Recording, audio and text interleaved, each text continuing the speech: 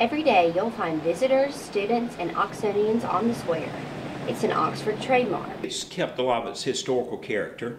I think it has a pretty unique blend of restaurants and bars and retailers. But the diverse offerings of retailers and restaurants might not be reflected in the people that visit the square. According to a recent census report, the city of Oxford is roughly 70% Caucasian and 20% African American, meaning that for every 10 people in Oxford, around 2 are African American. But do these numbers translate to the square?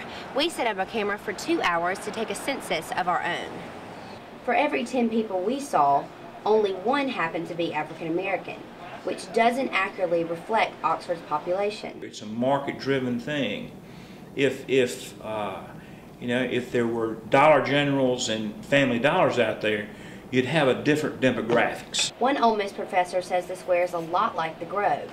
It attracts an affluent crowd. I think that many individuals are at a very high level social, economically, and I don't know if there's enough African Americans that are in the kind of middle class that feel comfortable enough wanting to come to the square.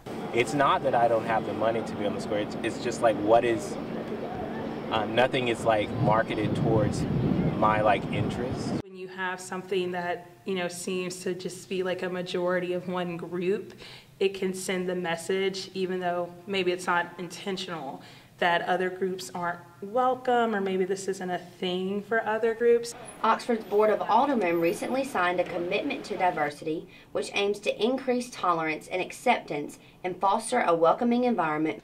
But when asked whether Oxford should do more to encourage diversity on the square, Patterson said he felt the media was trying to make an issue out of a problem that doesn't exist. There's a big diversity push right now that I think is for the most part silly. John Adams, the square's only African American business owner, says it's all a matter of perception. The reason they probably feel unwelcome because they don't give the opportunity to see and really come downtown more than once.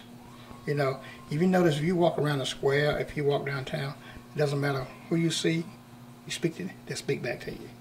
Perceptions of diversity on the square are a matter of opinion, but with a town with Oxford's history, the conversation will likely continue. For NewsWatch, I'm Beth Higginbotham.